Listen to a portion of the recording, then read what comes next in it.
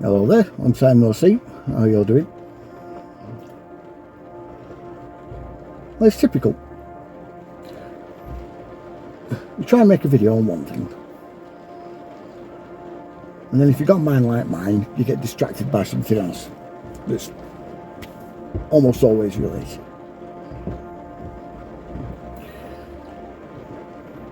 We're back to Gladio again. This will be another side note, pertaining mostly to what's been going on in Europe and the UK. And the riots, or rather the perception of riots. You see,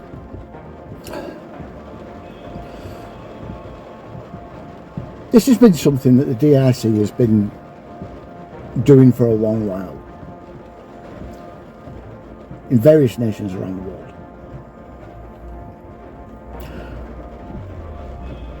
And this is engineering what are known as grassroots movements, or grassroots resistance kind of movements,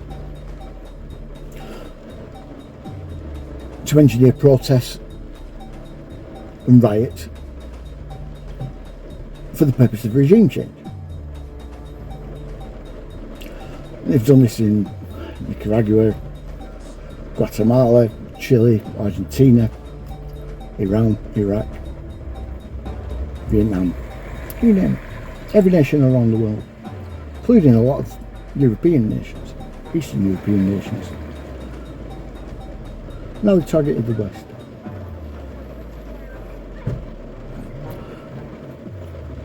They'll target a minority, like I said, and they'll start hyping them up through the use of propaganda, anti-whatever propaganda. And they'll churn it. They'll keep churning it out, churning it out, churning it out. They'll bring in leaders for this movement that enhance that propaganda and incentivize people to go out and protest. Within those protests, they will have agitators, very often special forces, our special forces, who will hype up the crowd, get them motivated into causing chaos. They'll have weapons to hand, implements of destruction.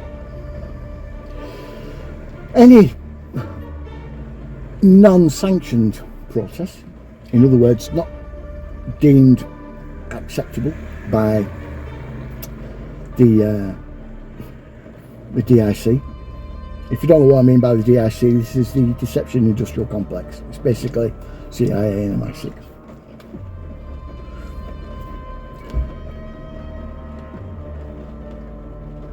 But if it's not deemed acceptable by them, it will be counter-protested from within. Usually again with agitators that cause disruptions to get it dispersed as fast as possible. Usually with a rapid response from the police force.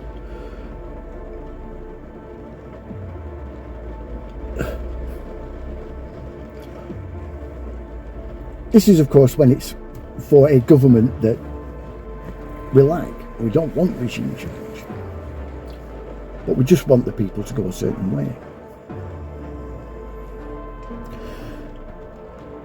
Accept certain restrictions or certain conditions that they wouldn't normally or necessarily accept in a regular environment.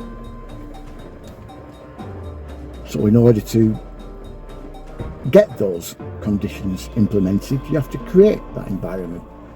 You've all heard, I'm sure you've all heard, problem reaction solution, the Hegelian dialectic. This is essentially what it is.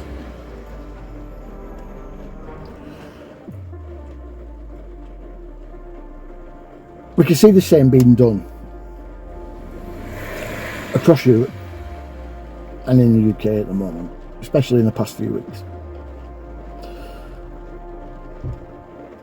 Mostly with no media coverage whatsoever. Or if there has been, very little.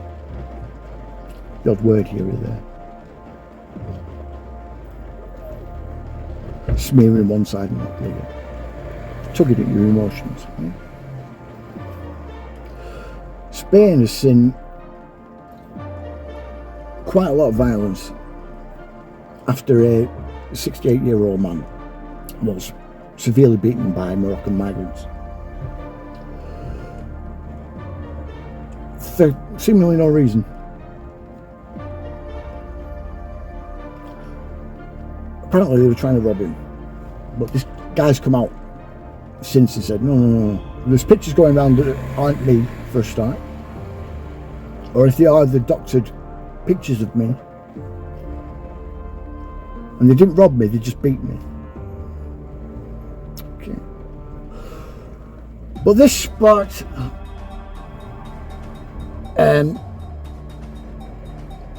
action from groups of individuals within Spain that are highly anti-immigration, and for them to go around in masks with bats, bars, anything they could find, and kick the shit out of any migrant that they saw on the street.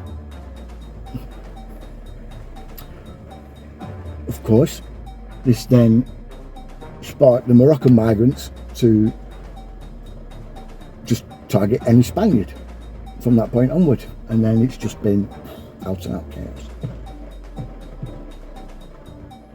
Kind of reminds you of the Franco days, Spanish Civil War days. Same sort of thing happened back then. You've got all the riots in Northern Ireland, Ballymena, and in Ireland as well. Both sides of the border. The sort of odd effect of unifying the Protestants and Catholics. Something I don't think that the DRC actually expected. But Northern Ireland is well used to this sort of thing. Well used to the inorganic nature of some of their riots. Well used to agitators. Well used to blowing each other up. Well used to having intelligence messing with them. Particularly British intelligence.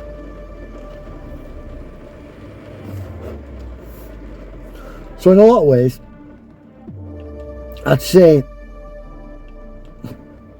the Irish are a bit more savvy than the rest of us. And their riots are a lot more organic to a degree.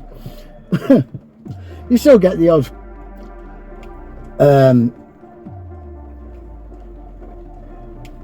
sort of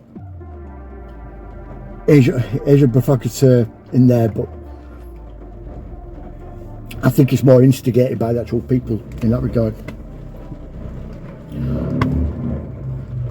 But it's still been engineered that way. This influx of immigrants that's only getting worse is by design. Everyone knows that. It's obvious. What isn't obvious is why.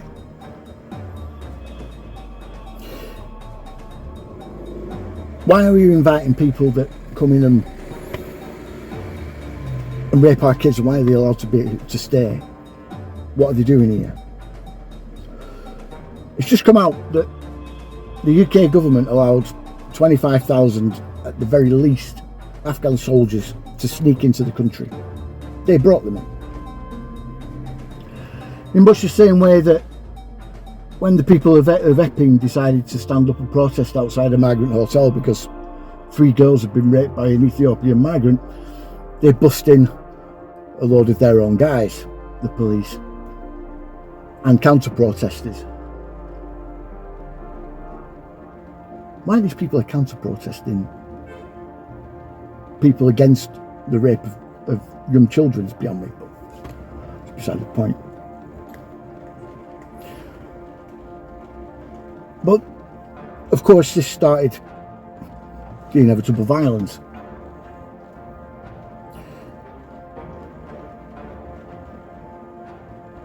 Now, this violence is necessary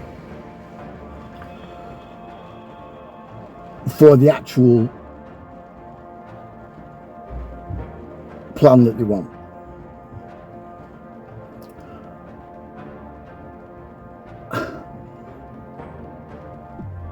I mentioned this a lot before today, but every time I do, it's not really paid much heed to.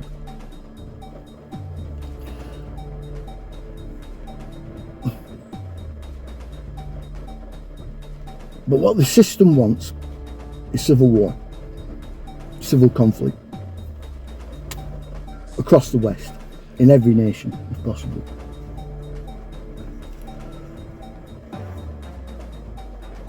Because this is the only way they're going to get their digital control grid to be accepted by the vast majority of the wider public.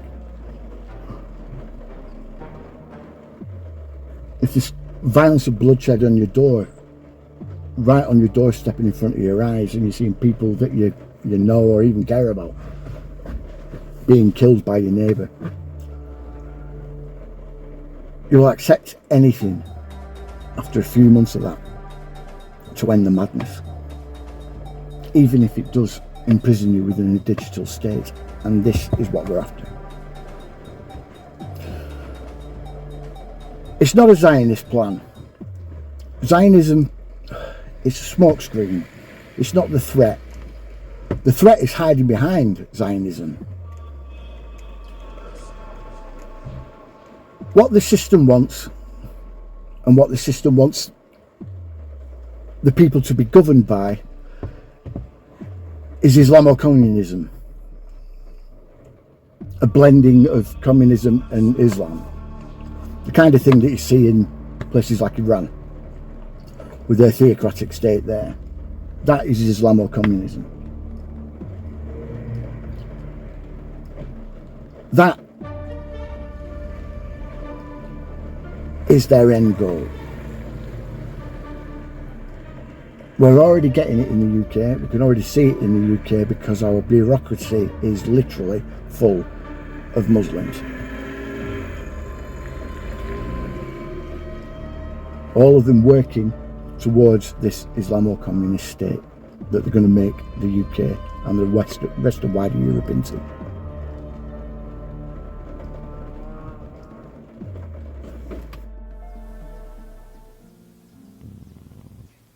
Okay.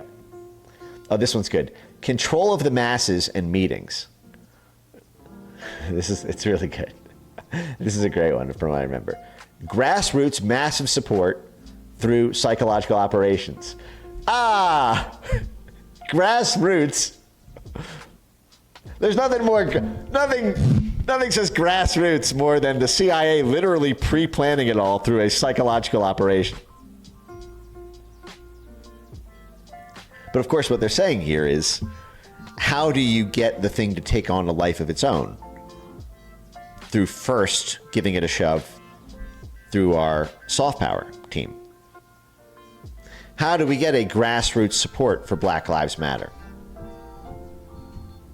To destabilize a Trump administration? How do we get grassroots support for the Uyghur ethnic minority group in China? How do we get grassroots support in Myanmar for the Rohingya ethnic group struggle against the military junta?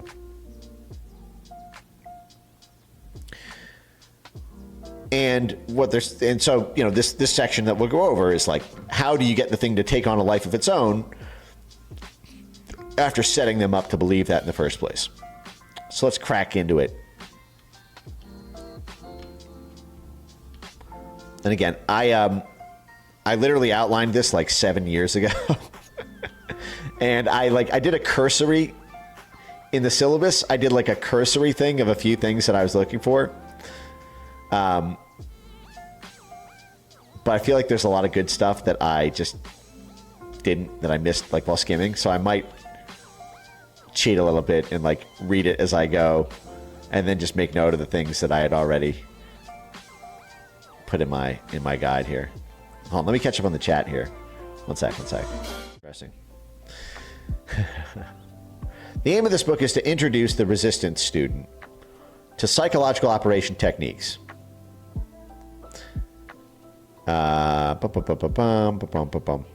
The nature of the environment in resistance movements does not allow sophisticated psychological operations, and it becomes necessary for the group, detachment, and squadron leaders to carry out with minimal direction from the upper echelons psychological action operations with the contacts who know the realities from the roots. Propagandist resistance movements. In order to obtain the maximum results, you have to be highly motivated to engage in propaganda face-to-face to the same degree the motivated fight. That means that the political awareness... Okay, hold on a second.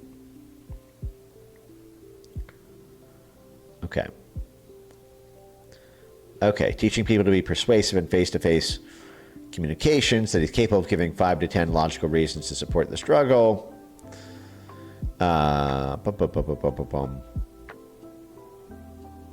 Okay. Armed propaganda includes every action performed, and the good impression which this armed force may give will result in the population having a positive attitude towards those forces. Does not include forced indoctrination. Armed propaganda improves the behavior of the population towards its author and is not achieved by force. This means that an armed resistance unit in a rural town will not give the impression that its weapons are a force that they hold over the peasants, but rather that they are the strength of the peasants against the repressive Nicaraguan government. This is achieved through a close identification with the population as follows. Hanging up the weapons, and this is a little bit specific to Nicaragua in 1983. So again, I'm sort of reading this, skimming this as I go because I want to emphasize different points, but I'm just trying to see if there's anything relevant here. Okay. Boom, boom, boom, boom, boom, boom. Okay. Okay, so rolling out simple slogans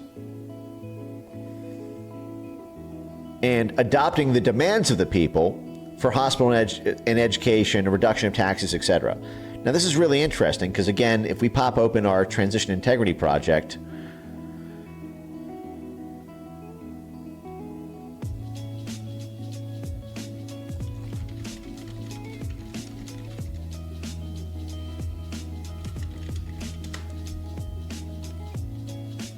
this is the Rent a Riot guide that Rosa Brooks from the U.S. military under Obama and Nils Gilman from the Berggruen Institute under Reid Hoffman and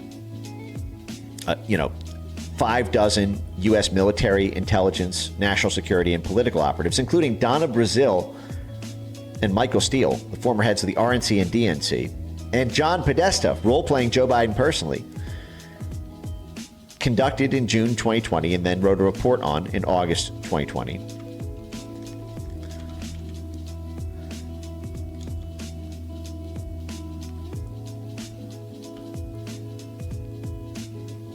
And you'll see that it literally says in the report, a show of numbers. Let me move this over a little bit. A show of numbers in the streets and actions in the streets may be the decisive factor in determining what the public perceives as a just and legitimate outcome. So again, this is military CIA networks in cahoots with both the Never Trump Republicans and the head of the recent head of the Democrat National Committee, saying that in a close election, what we're going to really need are people in the streets taking action in the streets in order to convince the public that Trump didn't win the election, even if he did. During Transition Integrity Project's exercise, Team Biden almost always called for and relied on mass protests to demonstrate the public's commitment to a legitimate outcome. As a practical matter, however, participants in the exercise know that racial justice activists and others will likely act independent of the campaign. Players repeatedly caution these social movements are independent, not beholden to or a tool of the Democratic Party. Their support or Biden's ability to mobilize them cannot be taken for granted.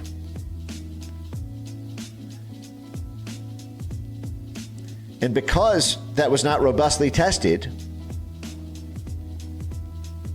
because the exercise did not just assumed that BLM would take to the streets for the Biden campaign, they called for, between June and November, for the participants in the military and intelligence world and in politics to test BLM's likely receptivity to a, quote, Biden call to take to the streets and the Biden campaign's ability to control these actors once mobilized.